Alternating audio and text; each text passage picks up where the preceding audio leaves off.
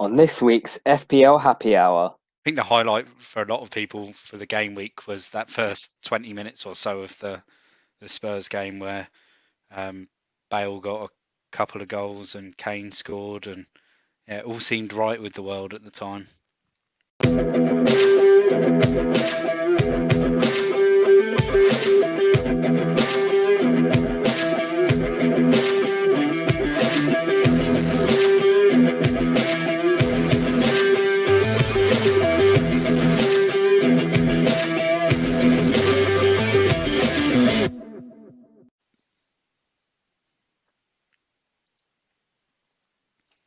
Hello and welcome to the ninth episode of our podcast FPL Happy Hour with me, Sham, otherwise known as FPL 2 Guys 1 Cup on Twitter. And myself, Rob, otherwise known as FPL Panda. How are you, mate? Underwhelmed. Just for those on the video, in case you are wondering, yes, it is me, Sham. I have shaved my hair off, but it is me. It's still me. For you podcasters, it wouldn't make a difference, but yeah, for those watching on the video, you might be Yeah, thinking, who the fuck is that? you didn't miss anything. It wasn't a dare. Like we didn't, No, we didn't yeah, say. yeah. Um, I just got pissed off with my long hair, and I said to my dad tonight, I was like, "Yeah, can you like shave my hair off?" And he's like, "I don't want to shave it all off. I'll do it to a four." And I was like, "Okay, fine." He started doing it to a four, and then suddenly he was like, "Oh, I just need to clip the sides," and then he fucked it up, and then basically it went too low, and I was like, "Okay, you're just gonna have to shave it all off now, mate." So I just took it all off. oh dear. So Yeah, I think yes, I think it's about time I forgot to put the your hat on hair. this evening. I don't know where it is. I was Yeah. wondering. Right. Anyway, yeah, Enough of the what a hair shit game talk. week, mate. Yeah, I think talking about our hair was probably more exciting than the past 3 nights of football, to be I honest. know. It Um, was fucking shit yeah, and very underwhelming. yeah, looking forward to, like we've been talking about, double game week 26 for the last sort of 3 or 4 weeks, and for it to come around. I mean, it started brilliantly with, um, yeah, this early Spurs kickoff, and it was like, oh my god, this is amazing. There's goals everywhere, and then even from the second half of that game, that kind of just drowned out, and then the rest of the game week kind of just did the same. I Yeah. think the highlight for a lot of people for the game week was that first 20 minutes or so of the Spurs game where um, Bale got a couple of goals and Kane scored, and yeah, it all seemed right with the world at the time. Yeah, I think you're right, mate. In terms of tonight's pod, so we've got on the agenda for you. So first off, we will be going through our teams from last week. I'm sure it won't be too long because there's not really much to talk about. um, we'll then be going through some detailed stats on player comparison. So last week, you'll remember for those that tuned in, we did it on triple captaincy options. This week, we know that Barnes has been injured and a lot of murmur about taking out Bruno and Salah. So we'll be comparing 6 players for you of who we think are the best replacements in general. All players to get, not necessarily replacements for Barnes or Salah Bruno, but just who you want to keep on your radar. We'll then be doing our usual 5v5 and answering a few questions. So let's crack on. Yeah, so let's go to my team first. Yeah, very underwhelming week. Martinez started the week off though with his 10-pointer on Saturday evening, I think it was, and um, that was good to see. And obviously with Diaz and Stones as well, they came out of the first game with 10 points as well. Um, Kane got his goal in against Burnley. That was great. The triple captain was looking all right. Um, and then yeah, everywhere else though it was just horrendous. Yeah, Aina coming off at half time of the Fulham game, and no returns from Calvert-Lewin, who's kind of uh, Surprising. yeah. I mean, I had noticed in the last couple of weeks, and a few people have called me out on it because of what we chatted about probably on episode 2 or 3, and when we talked about Everton Richarlison. assets and we talked about Richarlison at the time. His heat maps were all stuck to the left wing, never moving inside. But since Dean has come back, he's been given more of a license by Ancelotti to come inside, and he's taking a lot of Calvert-Lewin's space up, but he's getting the returns. So it's a shame he's not a midfielder still, because that would make this week's decision fairly easy for some people, that especially those on a free hit in 29. But at the moment, it's a hard decision. It would be a very tough decision to be bringing in a player that blanks for 29. What else didn't happen with my team? Nothing much else. I wish that I could play Johnston and just have him as well. Just kick Salah out or Bruno out, or Bamford out. Yeah, he was probably the only ever highlight of my game week, and he was on my bench. So at least him and Martinez were both the same number of points. Would have been annoying if Johnson outscored him. But yeah, I think it's How many points? 85, so 89 minus 4. And at the moment, as it stands, a small green arrow from 140k to 135k. But Take it, mate. at one point, midway through the first half of the Spurs game, I was sitting at like 70k. But that's how it goes. How did your week go? Shit, in a word. I scored 76 minus 4. Red arrow from 260 to 320. Not how you would expect a double game week to go when you're using a chip, and you get a return from a triple captain. And out of all the options that we looked at, the main options, other than Son, to be fair, Salah, Fernandez, and DCL all blanking, you would think that would be a green arrow, but it just wasn't enough. Martinez with 12, Cancelo with 2, me with 2, Stones with 10. So, I mean, you had a touch with you had Stones and Diaz, didn't you, in the Man City game? I just had Stones, and then obviously Barnes got injured, and then the Bruno, Gundogan, Lookman, Salah all blanking, with Kane and DCL. So yeah, overall really disappointing. And I guess looking now at options to replace Barnes and looking forward, because I wanted to be at 150, 200k after this game week, and it just hasn't panned out that way. But yeah, you move on. What can you do? I mean, I think we both got lucky with Gundogan, and he managed to get the assist in, what was it, like the 94th minute? Yeah. When he came on the other night. And like, I think at that point as well, we were just like, yeah, I'll take the point. Like him just coming on, and I'll just take the point now, and then to go and get like steal three extra points as well. It felt like, oh wait a minute, this could be the turning point in the game week. But no, that was the last high point of the game week. Yeah, exactly that. Even tonight with when Spurs scored fairly early against Fulham, I thought, oh, this could open the game up. But we just saw a Spurs team kind of regress within themselves again, and I think, yeah, we're going to see a lot of that, especially away from home for them. I think the difference was for them against Burnley the other day was they were at home against a team that they know can't really attack them, whilst Fulham could attack them, and Mourinho is aware of that, and kind of just regressed and played safe from the moment they scored, much to the detriment of like the fact that he had his four best attacking players all on the pitch at the start of the game. Mm-hmm. But hey ho, we move on. It's another another mini double game week just around the corner. Not as exciting, but still maybe an opportunity to make some ground, especially with the murmurings around the community of certain players being transferred out in the next few well, a few hours, couple of days, 48 hours. Well, that's a good segue.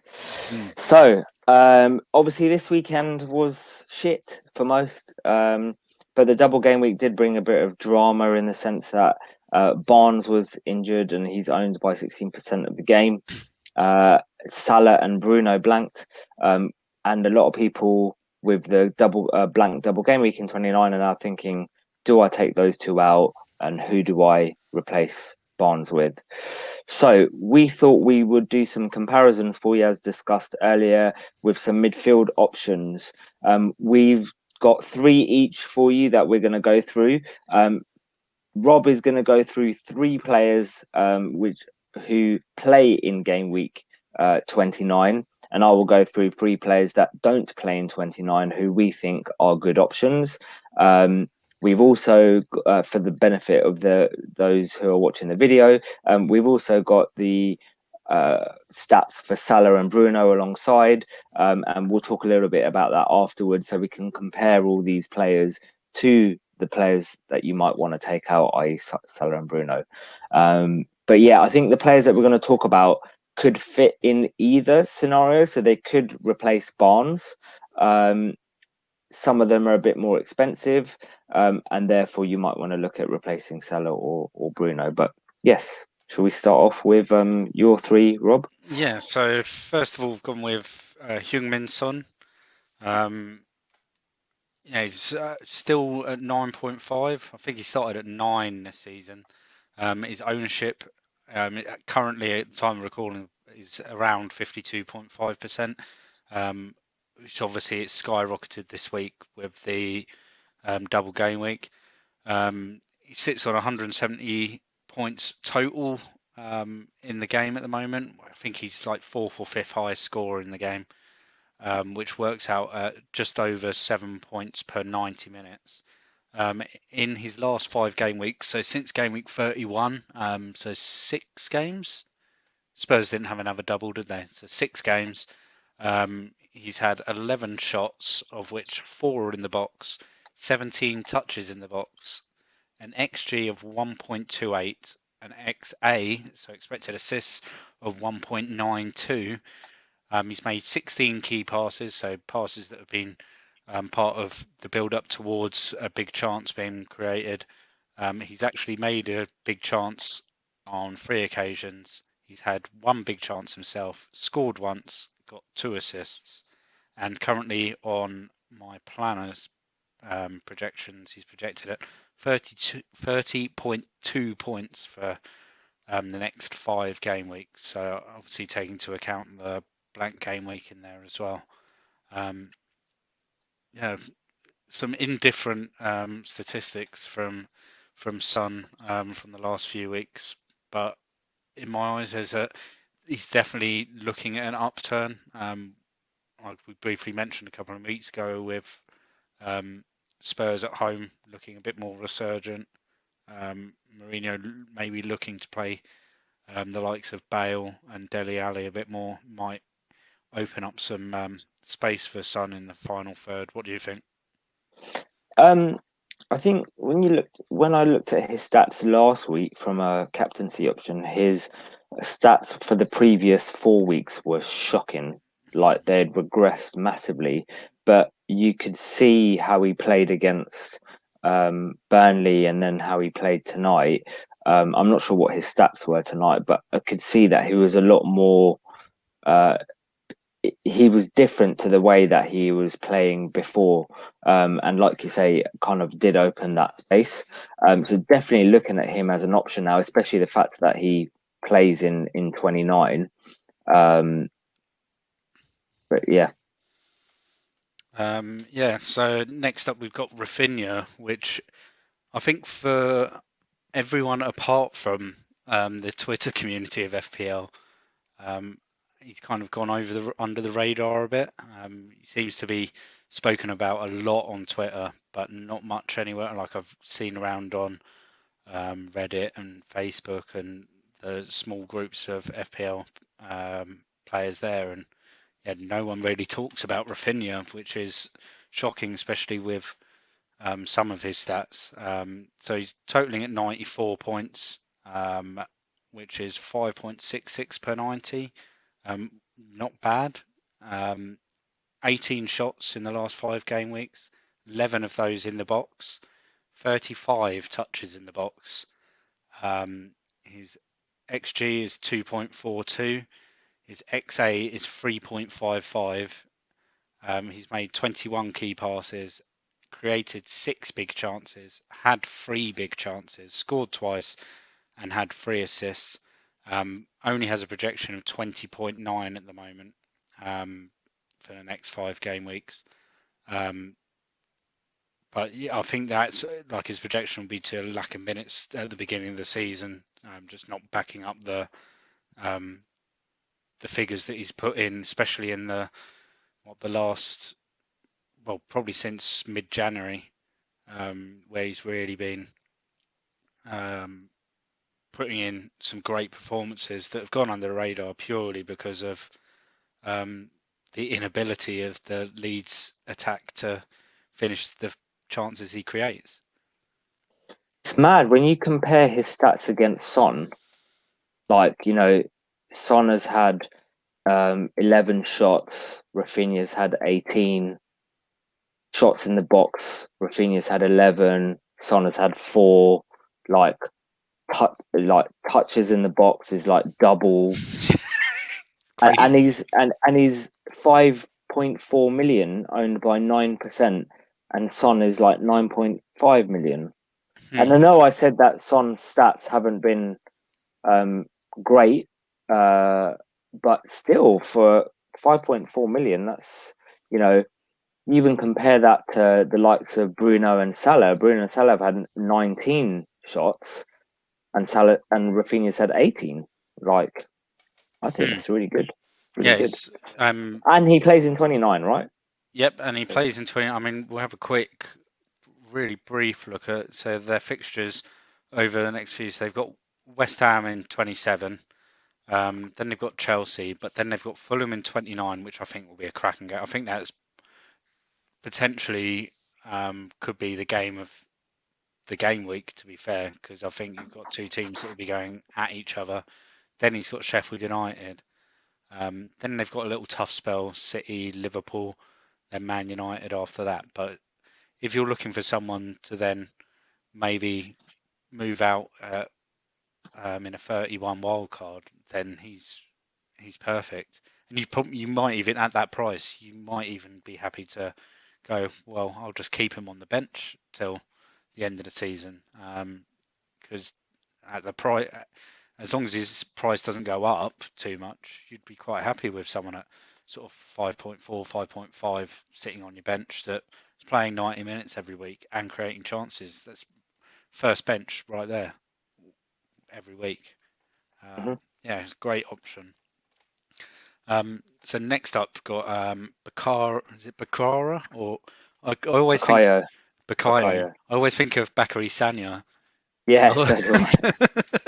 Names are quite similar, aren't they? The old fullback. So, yeah, Saka, priced at 5.2, with only 8.8% ownership. Now that surprised me a little bit, especially with some of the performances he's put in recent weeks in the little resurgence that Arsenal have had. Total points for the season 92 at 2.75 per 90, not great. Shots 8, shots in the box 7, touches in the box 20, XG of 0.63 and an XA of 0.33.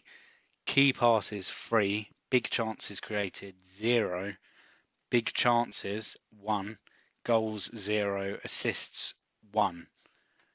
Now I swear that it was better.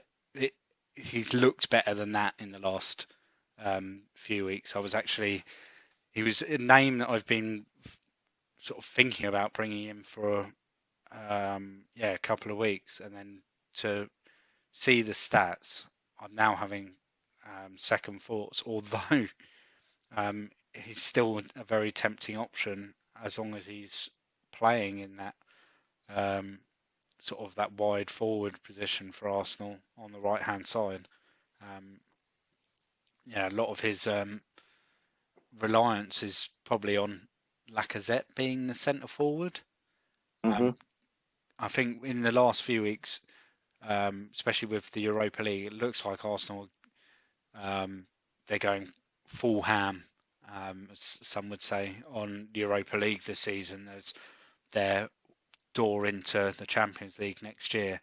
And I think the rotation between Aubameyang, Lacazette, Eric Coutinho, it's going to probably harm Saka's FPL output, I think, at the moment. Your thoughts? I think in terms of an immediate replacement for Barnes or bringing in someone immediately, I don't think he's a good option simply because you've got Rafinha there 0.2 more.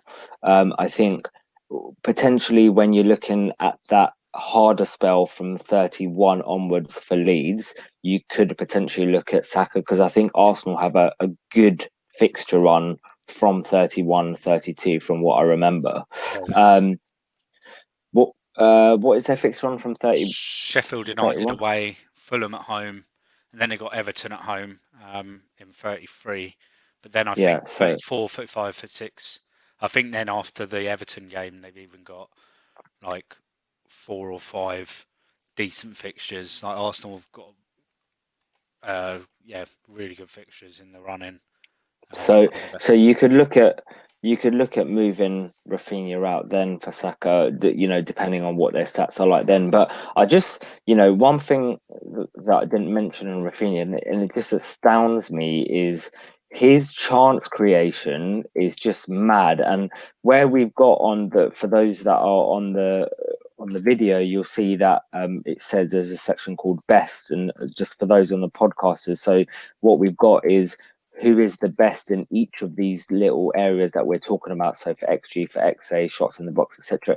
In FPL, who is the best at these over the last few game weeks? Not just comparing them over the 6 players that we're talking about. And Rafinha is top on XA, top on key passes, top on big chances created, and it's just mad. Like he's had an XA of 3.55, and you compare that to Bruno, who's next, and he's like 2.49. So, for 2.2 more, I just can't see past Rafinha there.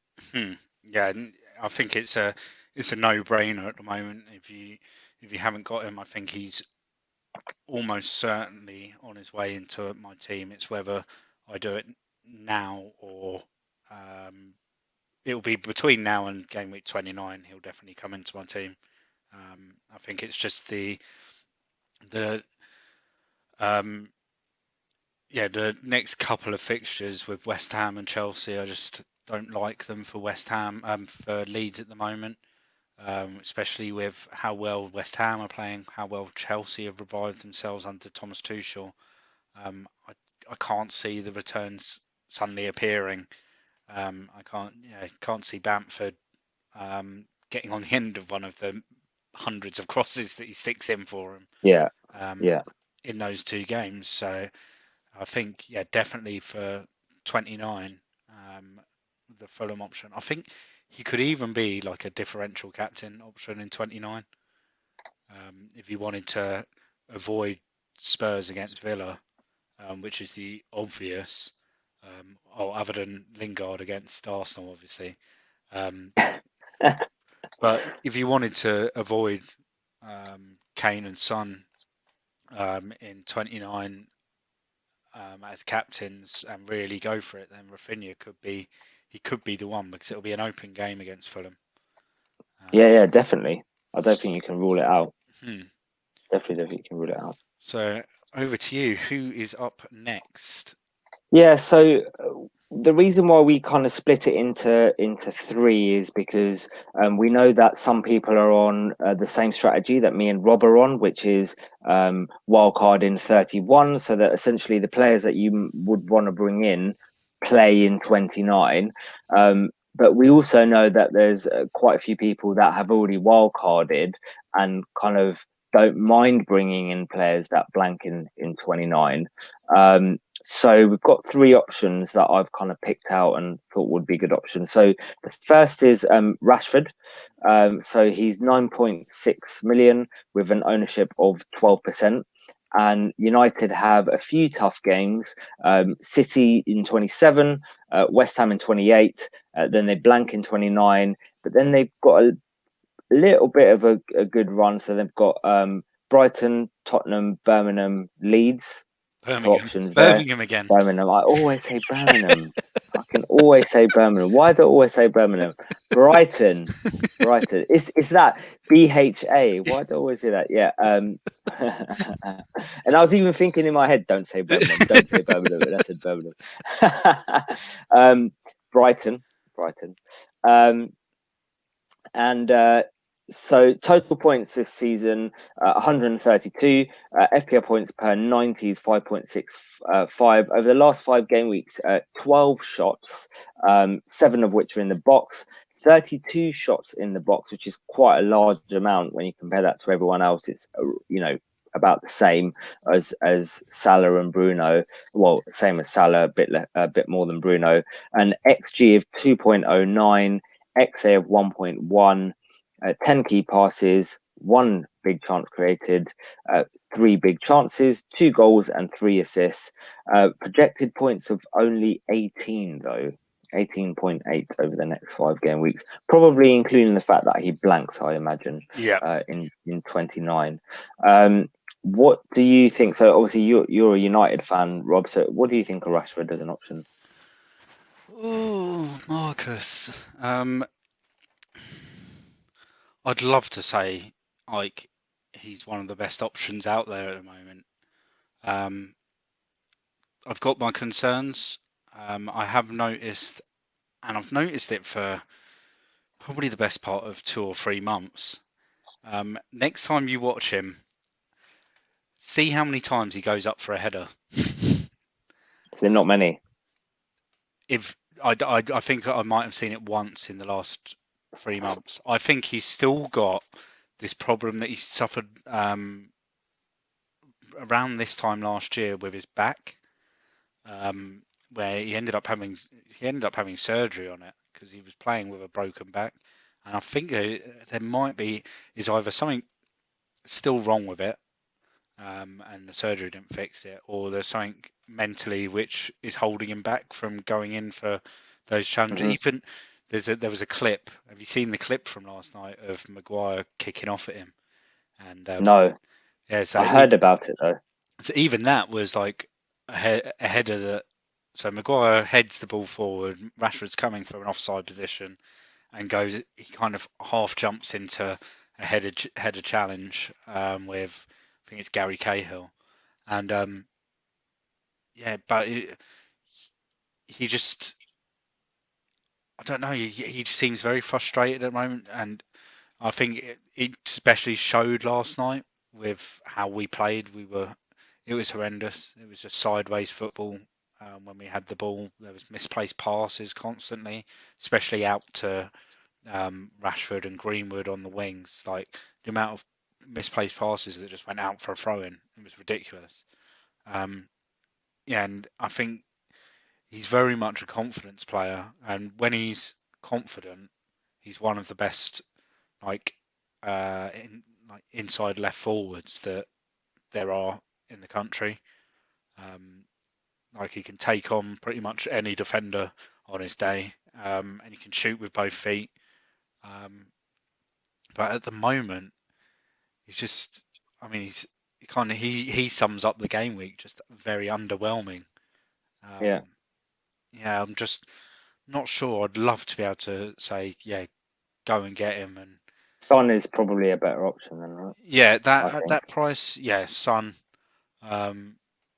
because you can see Son is he's on a rise at the moment.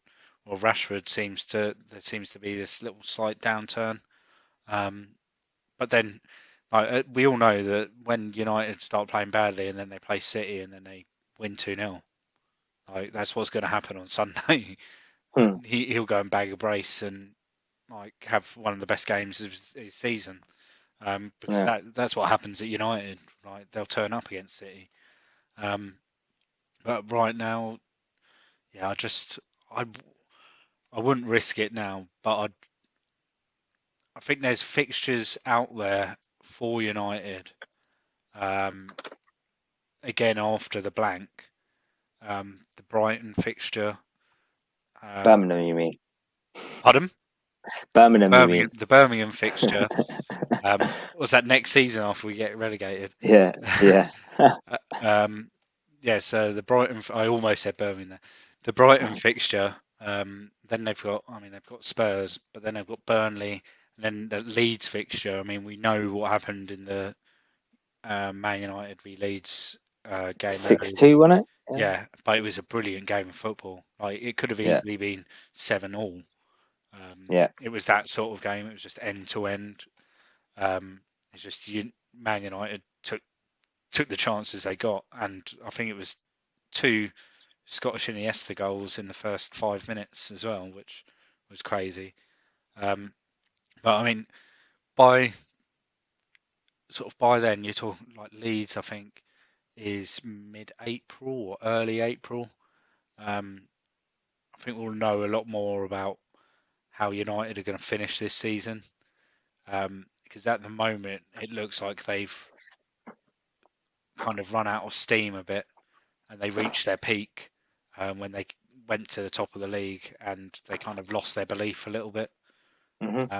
So yeah, it'll be interesting if they can get themselves out of this rut. I mean, they've got two huge games against City and then against West Ham, um, and then they've got the cup. I can't even remember who we've got in the cup.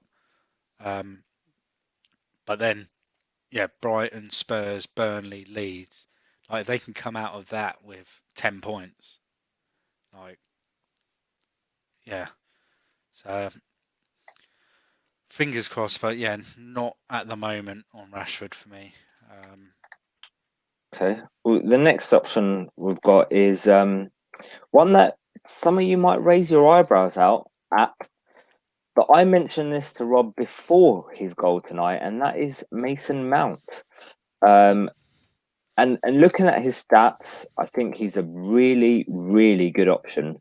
6.8 million, so a good price, good replacement for Barnes. 7% owned, and he's accrued 110 points so far this season. 4.7 points per 90. 18 shots in the last 4 weeks. Now, if you compare that to Rafinha, it's exactly the same. 18 shots, 10 of which are in the box, 33 touches in the box, an XG of 2, 1.69 XA. Key passes, he's had 17, two big chances created, 3 big chances, and in terms of goals and assists, he's had 2 goals and 3 assists. Sorry, no, he hasn't had 2 goals and 3. He's had 3 goals and no assists. I'm reading Marcus Rashford's one. 3 goals and no assists. I think he's a really good option. I think definitely for those that have used their wild card, I think now is a good time to bring him in, or at least next week. So they've got Everton at home this week, and then Leeds, then the blank, then West Brom, then Palace, then Brighton, West Ham, and Fulham. Some really, really good fixtures for Chelsea. And I know we worry about rotation at Chelsea, but he seems to be starting pretty much every game now. Over the last few weeks, he's played 90. He played 80 against Liverpool, 90 against United, 90 against Southampton, 69 against Newcastle, and then 90 Sheffield United, 90 against Tottenham, and 79 against Burnley. So consistently, at least 80 plus. I think it's difficult for um, those that are on the strategy of wildcard 31 or 30. I think it's difficult to bring him in because, the next 2 fixtures are Everton and Leeds, not outstanding fixtures, but you probably want to be focusing on bolstering up your squad for 29. But for me personally, he might be a punt I'm definitely bringing him in on 31. Like if he carries on the way that he is, he will definitely be coming into my wildcard squad. But I might bring him in 30 before that. If Yeah. they've got West Brom at home. So yeah, I really think he's a good option. What do you think, Rob? Yeah, he's kind of another one of Under the these. radar, right? Yeah, very much under the radar. But yeah, like you say, since Tuchel took over at Chelsea, he's kind of been that like link in the midfield, and like it's meant that like Havertz and Ziyech, like they're not both starting games now because like Tuchel wants Mount in there as his centre attacking midfielder. Mhm. Yeah, and I think it shows like with his XG of 2 and he's bagged 3 goals in that time. It shows that like he's very much in the mould of a Frank Lampard. Like he makes those late runs into the box and Yeah. picks up the sort of the cutbacks or the rebounds, and manages to get some goals that way. He can hit. He's not afraid to shoot either. Um, like 18 shots and only 10 of them are in the box. Like he's not afraid to pull the trigger from 25, 30 yards, and he can hit it. Um, yeah, he's definitely someone. I'm thinking about sort of post blank 29 to bring in and see out the rest of the season with because he's definitely worth the value compared to like if you look at the likes of how Grealish has been like before he got injured and players like that who were sort of a million more. Actually, you're getting more out of Mason Mount as a goal threat, whilst Grealish was tending to be the guy who sets up the guy who gets the assist. Really, Hmm. so yeah, he's definitely someone for me, especially if the likes of uh, Grealish, Madison are out for a while. Like we know Barnes is out for probably to the end of the season, but yeah, Madison, who's probably the only one that could threaten me having because I'm going to have Rafinha Yeah. in that sort of price range. It's only Madison, I think, that if he came back from his injury and produced the same form that we'd seen in the last few weeks, then that would be the only person that would really threaten Mount for me at the moment. And that's if I kept with the free premium mids, which I'm not sure on at the moment. And then the last option is my boy, Jaylings. Jailings. Jaylings, Lingardinho, Lingard, Jesse, whatever you call him, God. 6 million, 5.5% owned. Now, he does play in 29. However, he is not eligible to play against his parent club, United, in 28. But I've looked and I can potentially bring him in and bench him in 28. So that is an option. If you don't mind benching him, bench him in 28. He plays in 29. He's got Leeds this week. That game was open when we played them in the other at Allen Road, and it was 2-1 and we won. It could be similar. You know how Leeds play; they're very much Jekyll and Hyde. You just don't know. And then we've got Arsenal. Over the last, he's got 39 points this FPL season. FPL points per 90 is 3.98, 16 shots, 8 of which are in the box, 20 touches in the box, 1.81 XG, 1.34 XA, 5 key passes, 2 big chances created, 1 big chance, 3 goals, and 2 assists. he's got a projected of 17.7 points of the next 5, but I imagine a lot of that is because he hasn't played most of the season. Yeah. From a West Ham fan point of view, he seems to be very much part of everything that we do when we're attacking. If he's not scoring the goals, he's setting up the chances, and he's not afraid to shoot. Like, he shoots quite a lot. Mm. Like, he's got as much as Mount and just below Salah and Bruno. I think Jesse's a really good option, especially if you are on that strategy of 29. But even then, going forward, our fixtures after 32, 33 are really good, so he could just last for the rest of the season. I, I'm really thinking about bringing him and Rafinha. Might be doing a double swap, Lingard and Rafinha in. Just got to have a little think, but definitely one of them. What do you think about Lingard? Yeah, I was actually thinking of doing the Souček to Lingard move this week, but then I thought about like Leeds and their defense on set pieces Yeah. hasn't been great, so I'm keeping Souček for this week. Then I And can't. he scored against Leeds as well Hmm, in the and reverse, from what I yeah, remember. obviously, then can't bring him in 28, but I think I might do it as part, like do a -4 and go Souček to Lingard because he loves playing Arsenal and he loves scoring against Arsenal. Yeah, And yeah, I mean his form at the moment, like yeah, he scored 39 points, FPL points, which is is nothing, but his points per 90 is 7.98. Like that's since he joined West Ham basically, because I think he might have got like a 1 pointer at some point earlier in the season. That gives that a little boost, but it's still like it's decent. Yeah, we've just seen like this.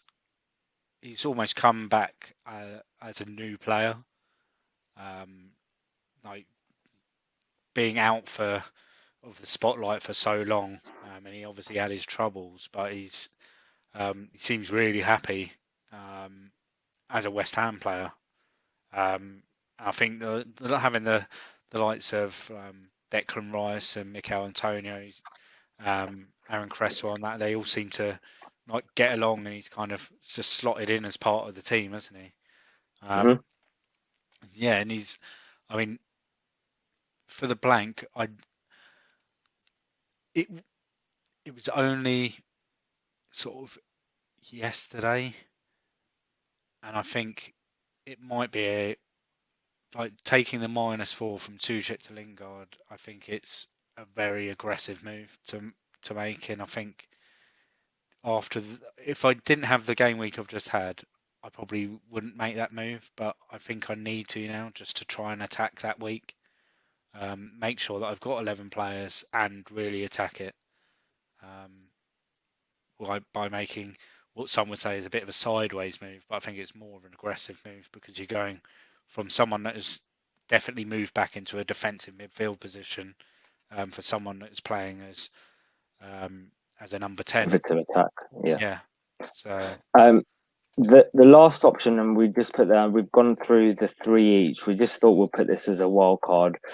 Is Gareth Bale? A lot of people have been talking about Bale, so we thought we'd kind of bring in his figures here for you. So his price is 9.3 million and ownership of 1.2%. 41 FPL points, and FPL points per 90 is 10.14. 8 shots, 5 of which are in the box, 9 touches in the box, an XG of 0.94, XA of 0.27, 3 key passes, no big chances created, 1 big chance, 2 goals and 2 assists, projected to score 21.8 points if he plays over the next 5 weeks. For me, I don't think he's an option just because we don't know what he was quite quiet tonight as well. Um, we don't know how much he's going to play. I would, at that price, prefer Son at the moment. What do you think, Rob? Yeah, I think for now I'd probably go Son. I wouldn't have both. I'd go Son over Bale. The Yeah, reason I wouldn't have both is because um, yeah, I want at some point and probably at the time of around 30, because I would have got rid of Gundogan and I'll be making that move to Kevin De Bruyne at some point around then, before our wild card. But I think if you want to take a risk, like we've seen people with Bale in their teams for this week, and it was a risk that paid off. Do you want to? It's a case of you've won the bet. Do you want another spin? I yeah, think, and but I mean the stats just from the last 5 weeks are not too bad considering he's only played what two full games and 20 minutes of a third game. And I mean the one thing that speaks out for me is the XG and XA and his actual goals and assists, where um, yeah, he's beaten them both and comfortably as well. Just shows that he doesn't get the best chances, but he'll get goals and create goals. yeah. I guess the last thing to talk about then on this topic is, we've gone through some replacements, but who are they replacing? So the main people, obviously Bonds, he's out injured for the next 6 weeks, so there's no point holding him. But the main people, that they're going to be looking to replace with from Salah and Bruno. So we thought we'd bring up their stats here, and you guys can decide what you think. In terms of their points, Fernandez is top over the last 5 weeks. Sorry, total FPL points. Salah is top this season. Points per 90, Fernandez is top. And this is across all players, not just the six that we're comparing them to. In terms of shots, Salah is top. Shots in the box, Salah is top. XG, Salah is top. And big chances, Salah is top. So that's over the last 4 weeks. Fernandez doesn't really feature that much there if you look over the last few weeks. Obviously, he's got 19 shots to Salah's 21, and then you compare him to Rafinha, who's got 18. He's had 6 shots in the box, and you compare that to Salah of 16 and Rafinha with 11. 25 touches in the box, again the lowest out of them. 2.37 xg, again the lowest. 2.49 xa, which is underneath Rafinha at 3.55.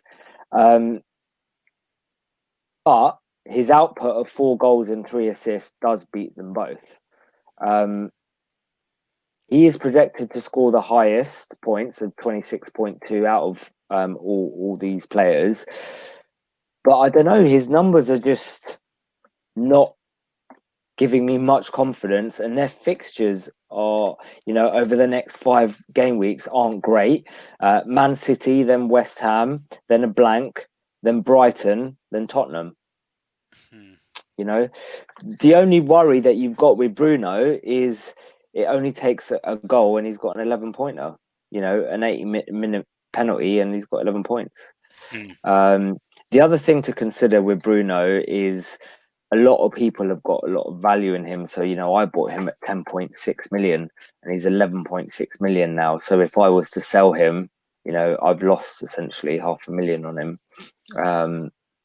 No, I got him What at do you 10. think? I got him at 10.5, which is why Yeah, it's it's a difficult, right? it's a horrible question to have to ask yourself, especially as a United fan as well. Like, Yeah. But If you compare that to Salah's fixtures, Salah's got Fulham, Wolves, blank, Arsenal, Villa, Leeds, Newcastle, a lot more favourable fixtures. But Liverpool, Salah got subbed off at 60 today. We just don't really know what's going on, and Jota's back now as well. So is that going to limit some of Salah's minutes, maybe, or is he just going to replace Firmino? Yeah. Sorry, go on, Rob. What were you saying? Yeah, it's. I think the fixtures fall in Liverpool's favour, but um, yeah, I haven't got that much value tied up in Salah. Um, like I think I may have even lost money on Salah this season. I just, I don't know, my gut feeling is to stick with Bruno. Well, at the moment, is stick with them both for now, because I want to learn more about um, how the next few weeks are going to pan out. And Bruno could easily turn around even on Sunday, or is it Saturday the game? I don't know when it is. Um, but yeah, he could easily, like as you say, come out of the game against City with an 11-pointer. Like 1-0 Man United, penalty, 3 BPS, goal, done. And Yeah, and I guess I won't be it kind captaining of him, so it would only be 11 points. But it yeah. would be a case of, is that move um, from Fernandes to, it'd probably be to Son for their game against Palace. Do I want to make that move now, knowing um, yeah, how both teams have been playing recently, or do I want to look at like just the games and the events of the last sort of 4 days and go, yeah, I want to make that move? Um, yeah, I guess it's a big like question, isn't it? And it's a question yeah. everyone's asking them. Well, yeah, like Rob Pick. So we have had a couple of questions on this. So Rob Pick said, my question would be, why Salah out rather than Bruno? I'm wildcarding in 30-31 and I'm giving zero consideration to selling Salah in 27. Bruno, however, he's practically out of the door. And then FPL Teach Mode, Andy says, Barnes will be out of my team quicker than Panda in my Ryder Cup team. But should I replace him with Jaylings or Saka, or should I be ditching Bruno before that? Hmm. So I think a lot of people are kind of talking about Bruno or Salah. For me personally, I was similar to your opinion before tonight. Um, that I've got a lot of money in Bruno. Salah's much easier to get rid of. But having now looked in detail on Bruno's fixtures, I just feel it's like I don't know whether or not it's worth the gamble to take him out. But then again, it does just take one return. It's a really difficult conundrum to kind And of decide. the way, My gut would be if you got money in Bruno and you intend to bring him back, then keep him. hmm, If your intention is not to bring him back for the whole season, then fine, get rid of him. hmm, But I think if you intend, I'll bring him back in game week 33 or something, then no. However, you're looking at Salah, he's got a good run of 6 fixtures to end the season. Newcastle, Man U, okay, Man U's a difficult fixture. Then Southampton, West Brom, Burnley, Crystal Palace, really, really good well, fixtures. I mean So those last Southampton, Burnley, West Brom West Brom, could Palace, be could be harder than, like, they could be playing against four teams there potentially fighting for their lives. yeah, that's true. That's Um, true. like I'm I mean, it's one of the reasons, other than it would be too big to fit on the screen. It's one of the reasons I haven't put it on the pod video, because the teams with the bad sort of FDR ratings for those last sort of 3 or 4 game weeks, especially. I think after game week 30, it'll be hard to really judge the teams that are sort of in the top six, in the bottom six, because they will be literally playing for their lives in the Premier League, um, Mm. and that's I mean, yeah, that's one of the things I've kind of looked at with Salah and gone, well, if I keep him for 27 and then sell him for Wolves away, and then I don't have to get him back for Arsenal away, I probably wouldn't get him back for Villa at home, then then by then I'm like, well, actually, I want to look at elsewhere at other teams that have got better fixtures to close out the season, Hmm. where like they're not playing teams that are like fighting for their lives. Sort of they're playing like the higher bottom half teams. Hmm. Um, I mean that's my thinking of it. Um, whilst yeah, Bruno, I've got this value tied up with him, and after that game week 29, I want him for the Brighton fixture. Yeah. That Brighton at home fixture, I'm gonna want him there. Um, and there's other players that I'd probably want to bring in that at that week because I don't really want a wild card, but I'd probably want to reinforce my defence maybe with a Chelsea asset or bring in a Mason Mount in game week 30 when Chelsea play West Brom at home.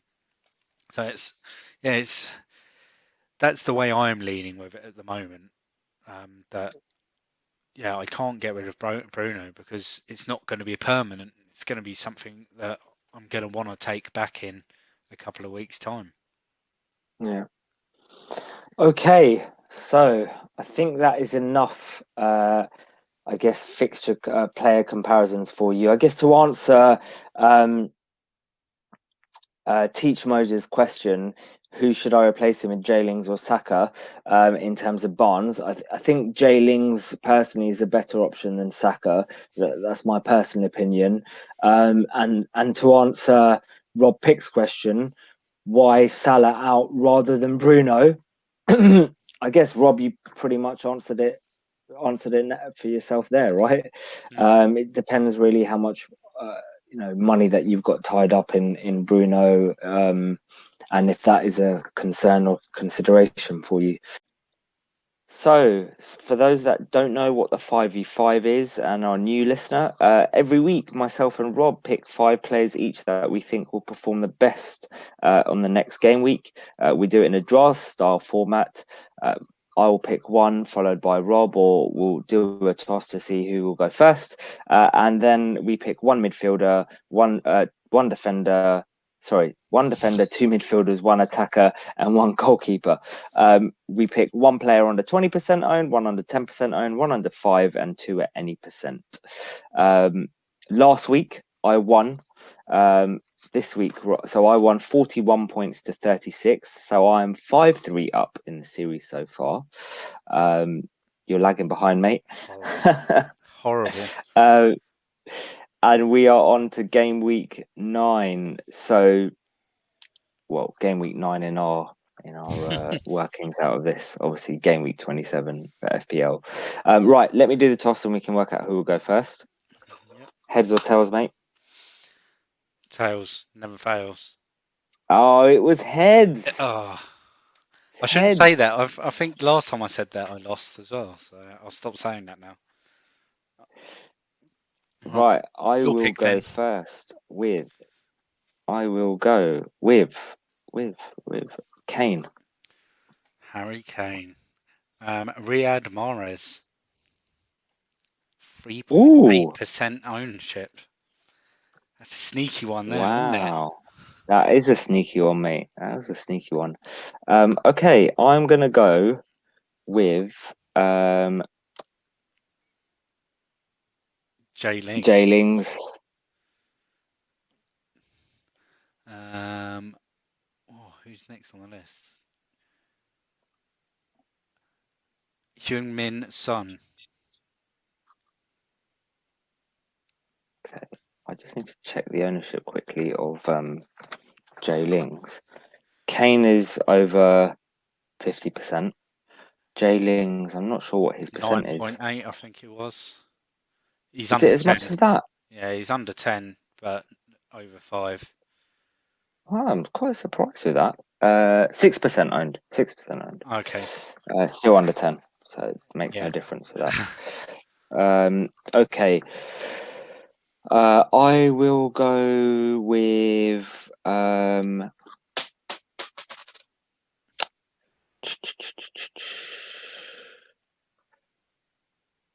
oh, this is a really tough one. This is tough. I'll go with Mane. And I have got Danny Ings. Danny Ings. Mane, I think, is under 5% owned. I've got my 2 double game week players. What is Mane's ownership? Mane's oh no, he's not. Oh no, yeah, he's 11.8% owned. Okay, shit. Okay, I need a 5% owner. Right, I will go with Diaz. Ooh. You've left yourself a very small pool of goalkeepers, haven't you? I know. I've had an under 5. I've had an under. Oh, what was Ings was 10.1. Oh, nice. So I've got any. I have got an any to go with. Or wait, let me just check. Emi Martinez, Okay, home to Wolves. this is tough now.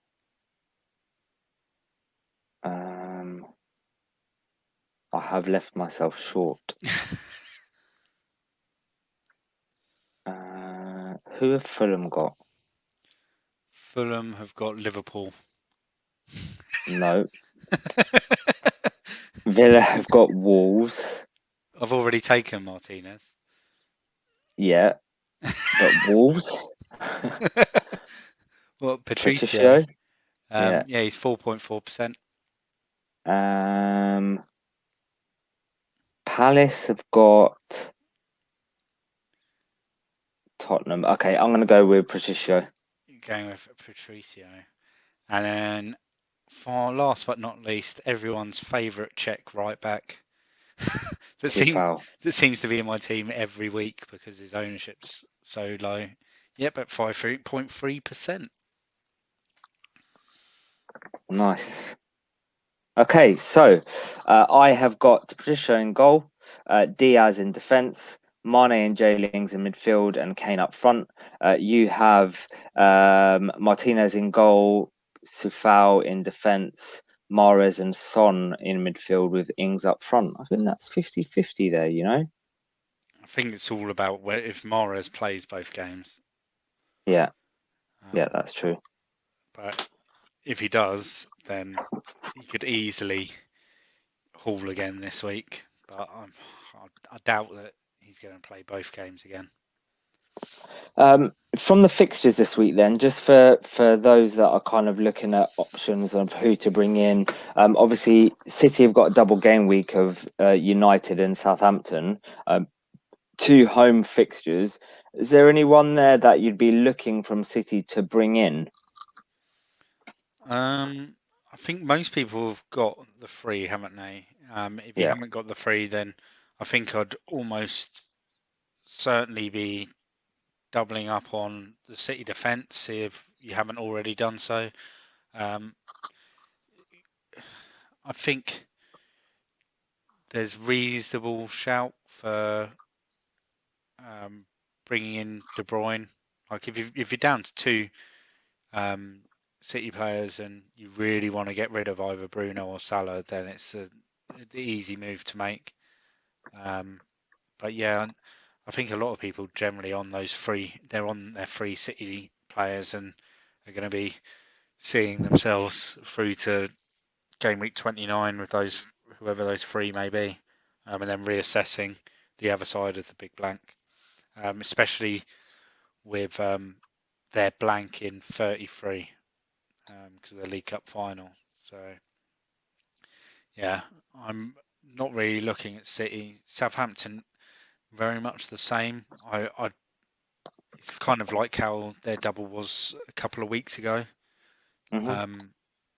Yeah, I don't think you could really class it as a double game week for Southampton because they're playing City in their second game. I think Yeah. the game you want to look at is their game against Sheffield United. So you'd hope, yeah, Vestergaard maybe pick up a clean sheet. Ings he hasn't scored for a while now, so you'd maybe hope him or Che Adams come out, um, get a goal there. But yeah, that's all I'd really be looking at from Southampton. Um, Are personally, you looking to make any transfers this week? if Everton versus is it against Villa Villa.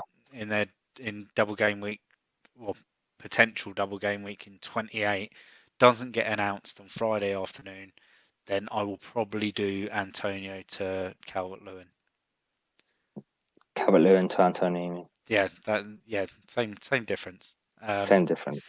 Yeah, Calvert-Lewin to Antonio. Um, So who are you looking at captaining this week then? it's going to have to be one of the City defenders, but I don't know who. It's going to be a struggle. Um, I'll probably go Diaz over Stones, but it's a tough one. Like it could be a case of Diaz played 2 games last week, so he only plays 1 game this week, and Stones plays 2 games this week. So I yeah, don't have Diaz. I only have Stones. So I don't know if I want to captain him. I've got Cancelo, but I'm not 100% that he plays both games. It's really tough for me because I'd rather captain a defender, City defender, than an attacker. Um, I'm still really undecided. I think I'm probably going to decide late tomorrow. Look at the stats. Look at that pep roulette that at Lego Mane did hmm. um, on Twitter and have a look. Yeah, Uh, it's a tricky one. Any other options out there where like well, you'd outside of this, I ignore think the I think double?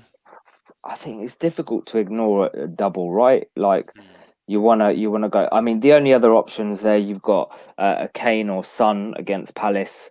You've got obviously Salah against Fulham, but Fulham played really well last night or tonight.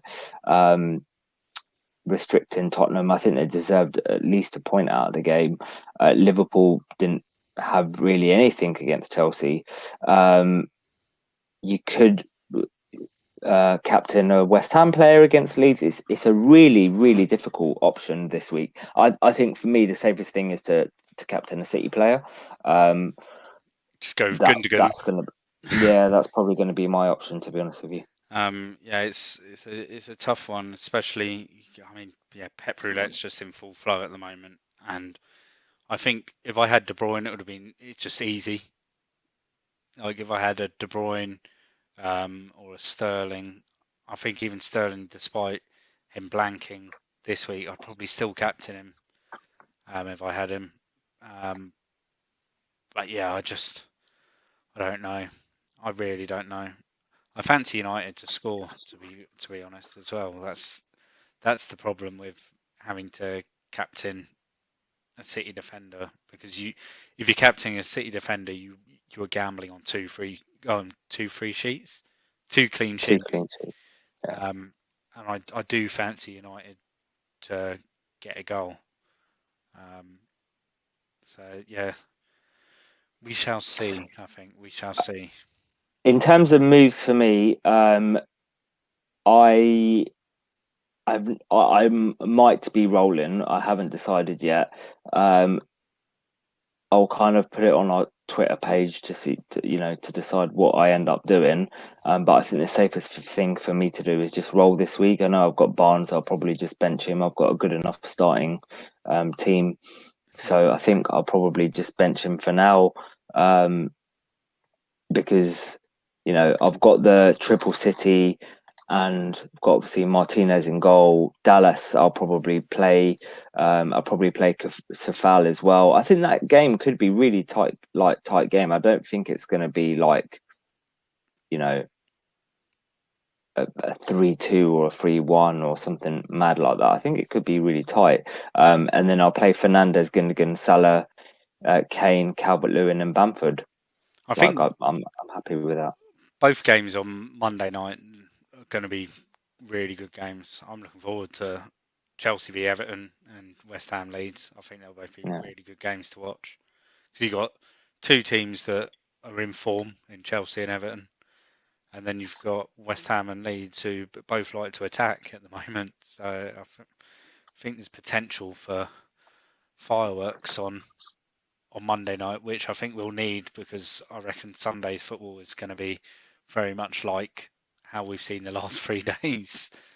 Yeah. I think like City United will either be 1-0, 2-0, either way, or it could just be like a 0-0 like it was before Christmas, or it could be 7-0 City. But I'm not turning up next week if it is. You can record by yourself. Right, before we wrap up, is there anything else, Rob, you would like to add? No, no. It's fingers crossed for a better double game week in 28 in 28, in 27 and 26. Yeah, let's Yeah. hope so. Right.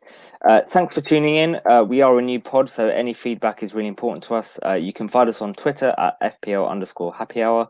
We're also on a number of podcasts, including Spotify, Google Podcasts, etc. And we're also on our YouTube channel, FPL Happy Hour. Please like, subscribe, and share. Your retweets on Twitter are really appreciated. It gets the word out. So until then, have a great game week, and may your arrows be green. See you next week. Cheers, guys.